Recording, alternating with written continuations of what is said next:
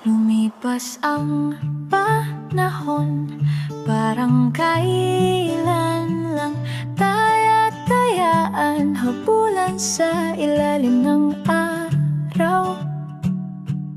Ngunit ngayon, iba na ang laro, mga responsibilidad, kay bigat ng piko.